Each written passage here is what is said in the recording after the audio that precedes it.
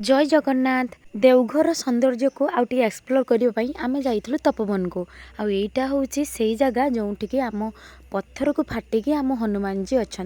तो फास्ट आम जामें ठाकुर भोग किणाकिणी करनेलु सेठू आम जड़े गाइड भाई को आम साथी नहीं गलु कहीं पहाड़ एरिया आम सेमती किसी जानीपारूनी गाइड भाई जनक आमको 150 टंकार राजी होगले नहीं कि पूरा ऊपर बुले नहीं आसवाई। तो फास्ट आमको सी जो हनुमान जो पत्थर फाटिकी अच्छा से देखले नेक्स्ट आम गोटे मंदिर को जाइलु आईटा हूँ गोटे शिव मंदिर ता भीतर अच्छा। आईटा हूँ से जगह जो माता सीता बनवास समय विश्राम नहीं मांकड़ मानकर एत उत्पाद जे मु तो भारी डर जाइए केमती ऊपर को चढ़िया बोली किंतु से जो लोकल भाई जनक थे सी आमको बहुत ही हेल्प कले ऊपर को जीवारे और तो पूरा हाथरू नहीं पलाउं फलमूल जहाँ पार्टी सांगे देखिए तो पत्थर रे केते सुंदर सब लिखाई तापर एमती कांधरे भी चढ़ी जाउछंती मांकड़ मैंने मो आई को या जमा छाड़ नथिला से जो भाई जनक देखुं सी छला बिक्री करते आहरी केते कौन सब से बिक्री करते। तो आपण मानक किणिकी से गुड़ा मांकड़ को खुएबार थिला। तपोवन आम ए चढ़ी चढ़ी जो जाऊँ ऊपर पहुँचापी आपर भ्यू किसी भाया थी आम पुओ तो ता बापा कांधरे बसी बसिक पूरा जगतटा को सी देखीदे। तो फाइनाली आम आसिक ऊपर पहुँची गलु आम आई आउ आम तले रखीदे जाइलु कहीं से भाई जनक कहले से गुफा भितर दी जापारे ना। तो आम से गोटे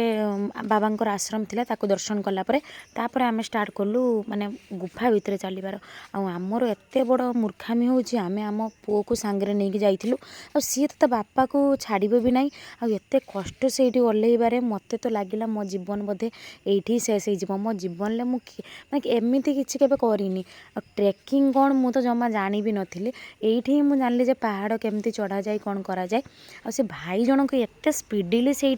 जाऊले माने खाली पादरे सी थे बहुत स्पीडली से जाऊले यही जो पत्थर देखी पारे फाटिकी अच्छी आते सब पतका लगी ये आम हनुमान जी अच्छा से पत्थर देहर ही दीटा माने एपट साइड सेपट साइड मूर्ति होकर अच्छे आम जो तलु भोग नहीं कि आसते ये आम पूजा पद्धति करूँ भाई जनक कहले जे तुम जहाँ आनीच ये देकी पूजा कर आउ जो सिंदूर सेटा तुम तुम घर को लेकर जीव। तो फाइनाली ये आमर से पूजा करुँच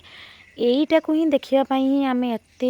कष्ट करके आदि के तपोवन जाइए जानी जे पहाड़ चढ़ी जाकि सब को देखा एतटा इजी नुह आम आम पुओ को सांगे नहीं जावाटा सबुठ बड़ भूल। भगवान को दयारू से भाई जनक जो गाइड थे सी भारी आमको हेल्प कर झारखंड लोक मैंने पिला सब बाबू कहती तेणु से प्रति कथार बाबू बाबू कहीकि आम पुओ को बहुत ही जत्नर सहित तल को आनिले। तो बहुत डर जाइए मुझे कहली काले कौन हो मु सब बेले कहूँ भाई आमर जहाँ हो कि आम पुओ को पूरा सेफली नहीं जातु कहीं मो आई माँ तले थे से बहुत वेट करदी जानी था यही सब देकी आसबार अच्छी मु टोटाली आसी न मत तो गोटे सेकेंड लगिला जमी सी मत मारदेवाई नहीं आसती मत गोटे जगार पूरा पूरी फसी जाइए माने मुझे खसरिकी जाकि पड़ जाती भाग्य को ये मो हाथ धर देती। तलक आसला मुझे आम जा मान किणाकिणी करने से रहीगली ये भी से किसी किणाकिणी कर पार्थिला। तो ये जो चूड़ी गुड़ाक मुझे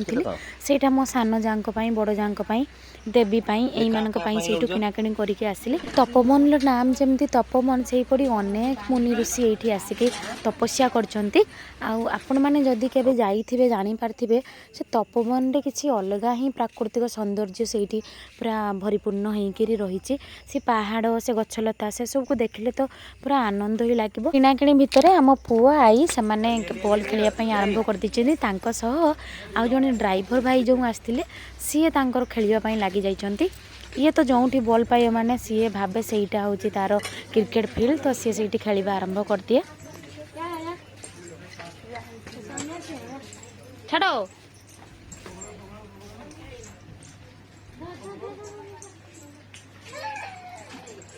ये आम पुओपाई से कौन सब बजेवाई नहीं कि आसछंती कहीं आम घर जेहेतु सब अनुकूल दीक्षित तेणु जितेबाला भी अधिवेशन हुए से सब लगे।